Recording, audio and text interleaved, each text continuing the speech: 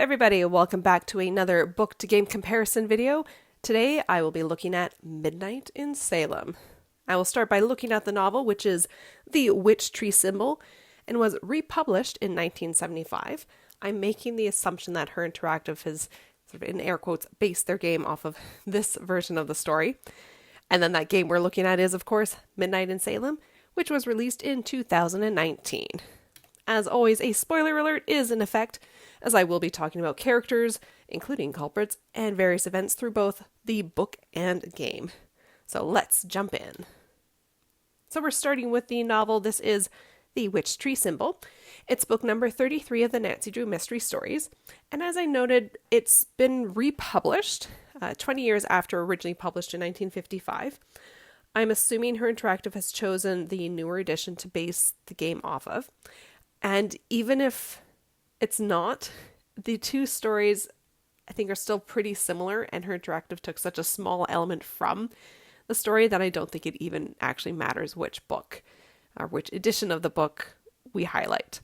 So I'm opting for 1975. It's probably easier to access and more likely to be the one that they picked. So with that, let's talk about what this story is.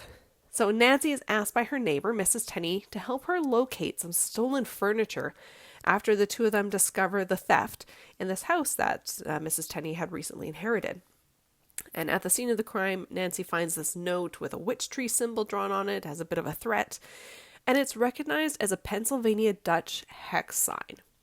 In addition to that, while the two women are in the house, they hear a sound upstairs, and they realize that someone else is in the house. As they investigate, a rather tall, slim man runs out the back door of the house. So the question then is, how did someone get into the house and who stole the furniture? Who was that man? And Mrs. Tenney lets Nancy know that an antique dealer had come by not too long ago, and she had asked him to lock up the house. Coincidentally, he matches the description of the man they see running out of the house. So chances are he is not actually an antique dealer. He was actually a thief. And Nancy brings his description to Chief McGinnis, and it matches that of a thief known in the area.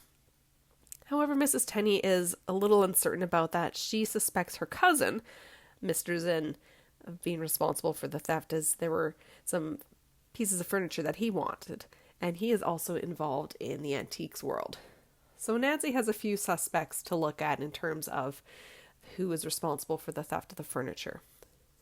So with the help of her best friends, Bess and George, she travels to Pennsylvania Dutch country. And she goes there for a few reasons. One, of course, is because of that hex sign that they found, which relates to the Pennsylvania Dutch. But also the cousin lives in that part of the country, and the thief, or the thief whose description sort of matches who was seen in the house, grew up in Lancaster, part of Pennsylvania Dutch country. So Nancy has a few reasons for heading out that way. But things are never easy. Shortly after she arrives in the area, a rumor is spread that Nancy is a witch. And despite being told that the Amish don't believe in hexes and witches, it still puts people on edge, and they are distrustful of her. They don't want to engage with her or her friends. So that makes investigating and asking questions quite difficult. So while they're trying to figure out how they're going to approach this mystery and who they can talk to, where they can stay, who's going to trust them, they come across a young woman named Manda Kreutz, and she is house Amish, and she tells the girls that she had run away from home. And this is because the family was too strict, her father in particular. And I should say, again, this is a book from 1975, and I don't want to be relaying information that may no longer be accurate, so really keep in mind this is an older story, but the way that sort of the community is described is house Amish are rather strict, church Amish are, or at least were comparatively modern, and Manda really wanted to explore more of the world around her, and she didn't like the strictness of, her father, but also of being house Amish. And so she left, and then she wants to go back home. She misses her family. She's a bit regretful. And her father lets her come back on the condition that no one speak with her. So it's a rather cruel punishment. And this is too much for her. So Amanda decides to leave again. And the Kreutzes, so her parents, ask Nancy and her friends to help find Manda and bring her back home. They are regretful for what has transpired and they want their daughter back. So they're initially really welcoming of the girls, but then that rumor of Nancy being a witch reaches their ears, and Mr. Kreutz wants nothing to do with the girls. He too is suddenly distrustful, whereas his wife still wants Nancy's help in bringing their daughter home. So it's a little tricky, and Nancy kind of has to be a bit sly in trying to find Manda for her parents. And they find ways to kind of track her down. They look into communities where she may have been working, and they hear a story of her possibly being taken on by a new family in the area and working for them. But there are some suspicions about this family. They claim to be Amish from Ohio, but someone says they seem to be English, and English means not Amish. The language is quite different, and it's just a term used to describe Amish versus essentially the non-Amish community. And Nancy begins to wonder, could Manda have gotten herself caught up with this thief, who she doesn't know is a thief? So she's got a bunch of different theories and quite a few different things to explore and means of trying to track down the thief who had, again, stolen from Mrs. Tenney. So let's quickly talk about characters. So of course we have Mrs. Tenney. This is the neighbor who has asked Nancy to help her locate the furniture.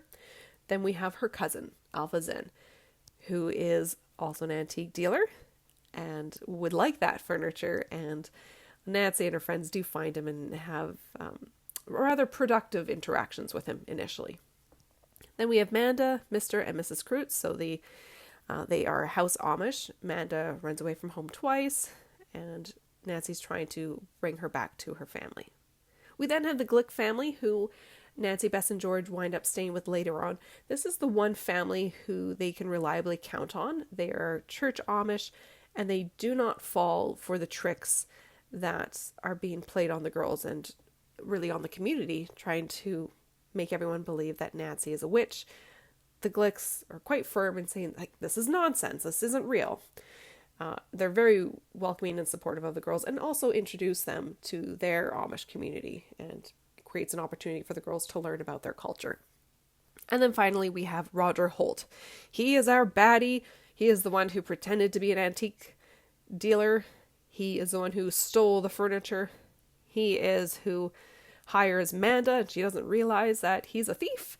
And he had engaged in all this because there was a particular piece of furniture in that house, or that he suspected was in that house, that he was looking for. And there's supposedly a message in it that holds a rather important answer to history of an area that his family used to live on. And I won't go into those details. I don't like to spoil everything. That's for you as a reader to find out what that's about. But he is the one who leaves hexes for Nancy. He spreads the story that she's a witch. And this is all to prevent her from tracking him down. And as I said, he and his wife hire Manda to help around their house, and she doesn't know their true identities. So there is our book. Now let's look at the game. So this is Midnight in Salem, number 33 of the Nancy Drew Mystery Adventure series. So we have a bit of a different story here. Nancy begins her adventure overseas. She is at Mosheim Castle in Austria, and she's there to collect a book for her dad. However, after she's found the book, minor distraction, and the book is stolen. And she's not able to catch the person who took it. They manage to escape. And she gets this phone call from Deirdre Shannon, her frenemy, if you will, who is asking for her help. She wants Nancy to travel to Salem, Massachusetts, to help her with a bit of a family problem. Coincidentally, Nancy's trip to Austria also ties in with the Salem Witch Trials. Of course, things have to tie together. So Nancy makes it down to Salem at Deirdre's request, and this is to investigate a case of arson for which Deirdre's cousin May is being blamed. There's no evidence against May, but people are being prejudicial against her, and they are on a bit of a clock. They need to figure out what's happened soon because paperwork is going to be filed, an arrest is probably going to be made, and Deirdre desperately wants her cousin's name to be cleared.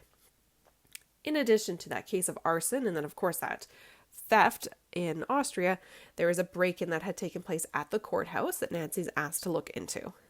And fortunately for her and Deirdre, Frank and Joe Hardy decide they're going to tag along and assist with this case. But to complicate matters, there are rumors of a witch coven in the area. That this is a story that's been spread for years. And there have also been ghost sightings, which they wonder, have these been faked? And that would sort of fit the area and the mood, especially the time of year that they're there. It's around Halloween. But then Nancy sees a ghost. The Hardys see a ghost, and they start to question what's real and what's been faked. And it's almost a distraction. So our characters in the game include, of course, Deirdre Shannon, Nancy's, friend in air quotes, who asks her to come help because it's her family who's being targeted by these various incidents. So one of those cousins is May Perry. She's the one who's being blamed for the arson, and this is because of a history she has with a fire from her childhood. We have her older sister Tegan Perry, who works at the museum and is also involved with the history of Salem. Judge Danforth, he is the individual who's sort of working this case and is really quite prejudicial, as already noted, and doesn't seem to be flexible in considering different information. It takes a lot of work from Nancy to convince him to consider alternative evidence. We have a son, Jason, who's unreliable, and he's got some financial issues, and is an old friend of May. We have Alicia Cole, who is a lawyer who represents Lauren Holt, who I'll mention in a moment, but she's also involved in this case with the Hathorne house that was set on fire. And then there's Lauren Holt herself, so she lived in the carriage house on the property of that house that was burned down, for which May is being blamed, and she's trying to find the will of Frances Tuttle, the woman who took her in and raised her and who owned that property, to prove that that property is hers. And then finally, we have Olivia Ravencroft, who is a friend back in her youth with both Tegan and Lauren. The three are not really friends anymore, but she runs a tour company, a self-guided tours for Salem, and really spreads those rumors about a coven. So we have multiple suspects to inquire, and many of them are guilty for something. So if we start with that arson of the Hathorne house, it was unintentionally set by Tegan while she was searching for the will, because she was looking for the will to help with her case of the accused witches, trying to bring justice to these families that were destroyed and for the people who were killed during the Salem Witch Trials. Then we have Jason, who has done odd jobs for Alicia, and she gets him to go to Austria and steal the Book of Apologies. He is also the person who breaks into the courthouse and steals the AW, or accused witches, evidence. And then Alicia also gets her hands dirty. She poisons Lauren's water with ergot, and that's what's making people hallucinate and see ghosts. And ultimately, she's behind this larger plot, and she's got Jason working for her. And this is so that she can gain the property and do with it what she wants. So there's an outline of the game, and now let's compare our book and game. So I'm starting with our titles. We have the witch tree symbol as the title for the book, and then Midnight in Salem, the title of the game. Not the same title at all.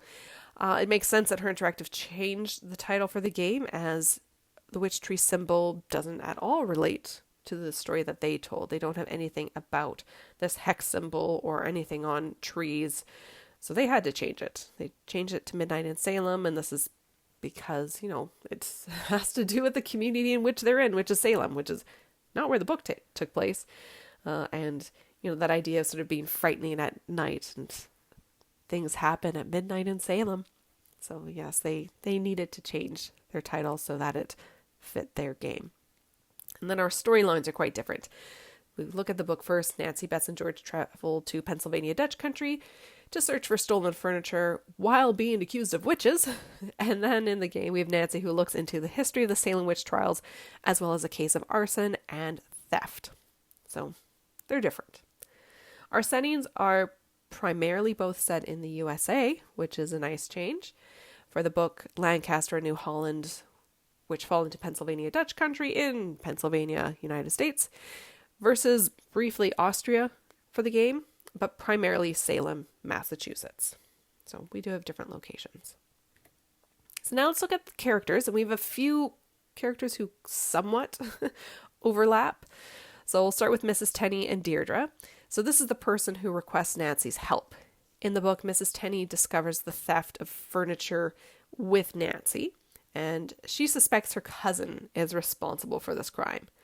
Whereas in the game, Deirdre calls Nancy to help with proving the innocence of her cousin May, who's been accused of arson. Deirdre and Nancy also work together to solve the mystery, whereas Nancy's not really working side by side with Mrs. Tenney. Mrs. Tenney stays in River Heights. The other somewhat overlapping characters are those of Manda and May. So this is a young woman who winds up in a troubling situation through no fault of her own. So in the book, Manda left home as she considered her father too strict. She tries to come back, then leaves again, and then she moves in with a family who are new to the area, who, unbeknownst to her, are thieves. So she didn't intentionally put herself in this position of being with criminals. She was tricked. And then in the game, we have May, who is assumed responsible for the Hathorne House fire because of a previous fire that she was involved with when she was really young. She's also unwilling to give an alibi for the time of the fire, which doesn't help her position any. So, somewhat overlapping. So next we're going to move into the book-only characters, and we'll start with Alpha Zinn. So he's a cousin to Mrs. Tenney, and she suspects he's the one responsible for the theft. He's an antique dealer, and he was actually quite shocked to learn about the theft. He was not involved. He can't believe that happened, and he is initially helpful. He actually tells Nancy, Bess, and George this rumor about one of the tables that was stolen. He's actually made a duplicate of it, so the thieves have been trying to track down quite a few tables that look the same because of a piece of paper that is said to be inside of it, and it's said to hold an answer to some things that happened in the past. Again, this is the thing, I'm not going to go into details. The readers, you are welcome to discover this on your own. I don't want to spoil it all. And as I said, he's initially helpful, but then Nancy is framed for stealing some of his lamps.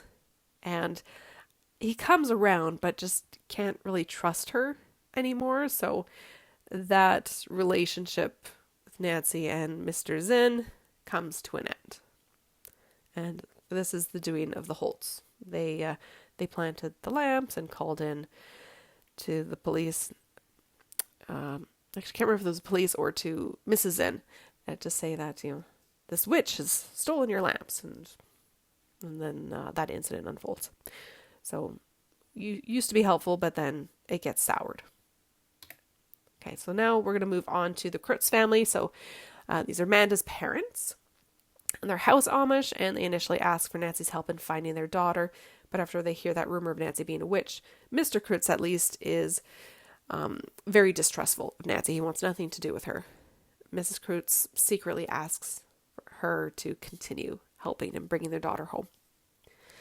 Then we have the Glick family. So they are church Amish, and they house the teen detectives in New Holland so that they can continue working on the mystery. And they're very helpful individuals. They do not believe in hexes. They have 2 young kids who keep hearing these rumors and, every now and then are distrustful of Nancy, and their mom is great and saying, this is foolishness.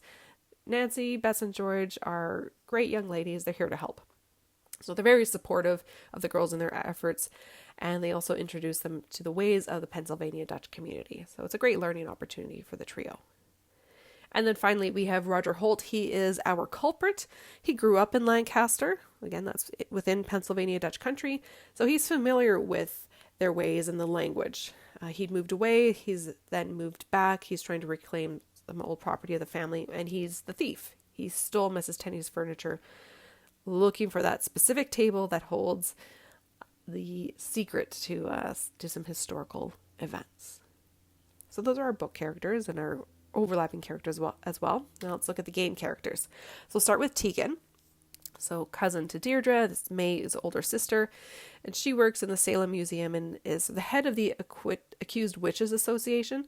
And she's trying to right the wrongs of their community from hundreds of years ago. And she unearths some truths about her own family, who used to have a different last name and were also responsible for some of the cruel actions that were taken during the trials. And she doesn't want people to find out, but that does get out, and People kind of have to wonder where Tegan's loyalties lie, and it's almost hypocritical that her family was involved in these trials and taking land from people and hanging people, where she's trying to give these people and family their rights back. In addition, she used to be friends with Lauren and Olivia when she was younger, and they've kind of gone their separate ways. So then let's look at Lauren. So she's the possible heir of the Hathorn property. She was raised by Frances Tuttle, that's the woman who owned the house, and she lives in the accompanying carriage house on the land, so she's right next door.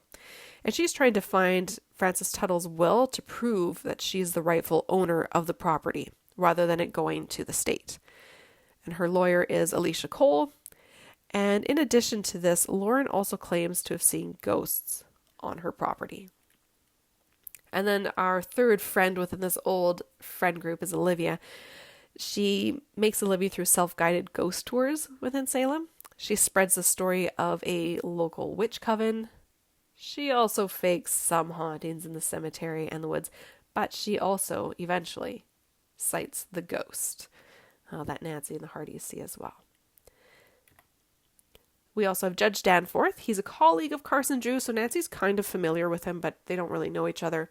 He's involved with the arson case, and she was also, Nancy that is, was looking for the Book of Apologies for her dad for Judge Danforth. So it kind of ties back.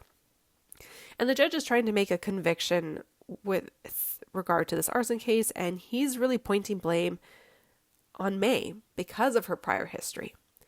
He also blunders, he's very forgetful, he has a strained relationship with his son Jason.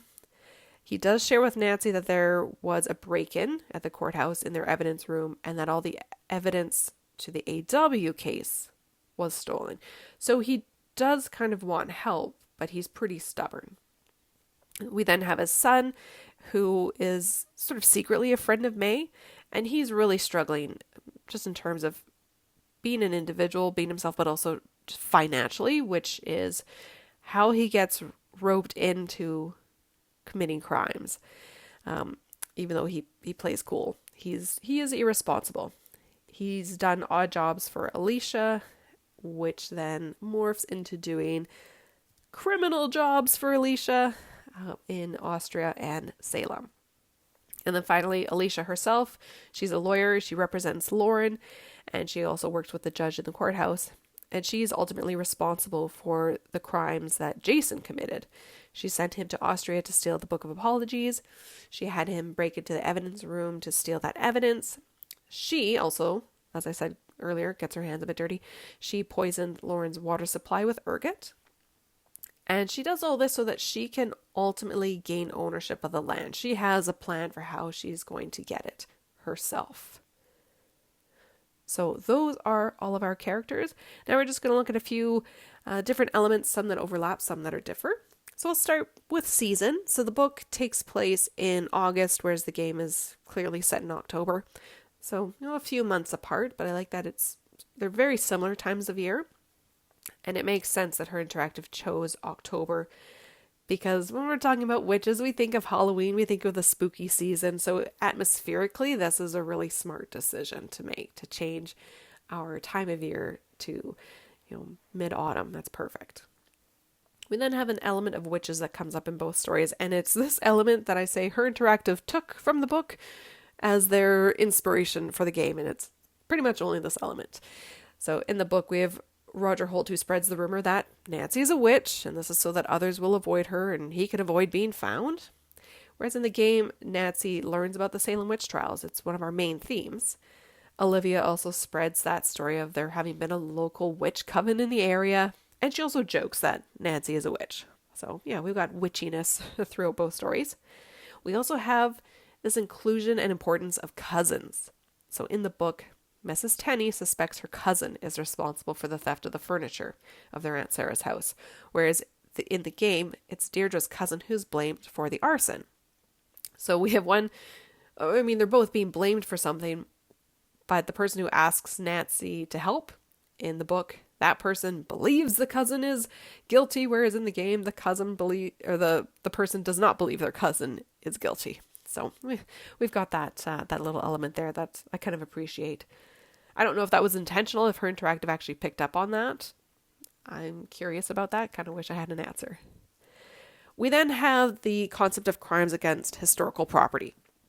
In the book, that property is furniture. So it's been stolen. And that's the form of crime, which is a little different than in the game. The historical property in that case is a house, and it was burned down. So we have different types of crimes, but they both relate to something historical within a community. And then finally, this one just puts a smile on my face. Number 33, that is the number for both the book and the game in their respective series. Who saw that one coming? I thought that was kind of cool. So I'm ready to conclude my comparison. So both the novel from 1975 and the 2019 game make references to witches, the two stories are ultimately not alike. The main plots differ significantly, with one focusing on stolen furniture and a mystery in Amish country, while the other, in this case the game, is a mystery of arson, as well as theft and poisoning for the purpose of gaining a property, plus the aspect of hauntings. There are very few elements of overlap. I've already mentioned the few that there are, so witches, historical elements, and cousins. And Her Interactive story diverts away from the original story. They're really just not the same, having only taken that very small element of witches from the source material and weaving that into their own rather educational story. And though I think the game is quite interesting, and I say this a lot, I really would have liked to have seen more elements from the book, their source material, incorporated into the game. That could be small things like names, location, hexes. They could have included some of that, but they don't. So, that's my conclusion. And that's my comparison as well. So we have the witch tree symbol, the very loosely based off book for Nancy Drew, Midnight in Salem. So yeah, two very different stories. This is again a case where I don't even want to say that the game is based off of this book, because it's not really. Again, they took an element, a very small element, the word witch, and created their own story. And like I said, it's not that it's not an interesting story. The game is interesting. I think it was engaging in some respects. I just wish that more from the book was incorporated, or if there had been another novel that was more similar to the game that Her Interactive created, if that could have been incorporated somehow or said to have been the source material. We have to sometimes remind ourselves that you don't need just one book to base a game off of. Her Interactive has, on a couple of occasions, based a game off of multiple stories, and when they do that, we usually see quite a bit of overlap. I'm always really impressed when that happens. So, but it's unsurprising to me that there's very little similarity between the two, because we're not seeing a lot of that in these later games. And the team really changed here. I don't know how similar the original story of Midnight in Salem would have been, the one that was supposed to come out in, I think, 2015. Would there have been more overlap?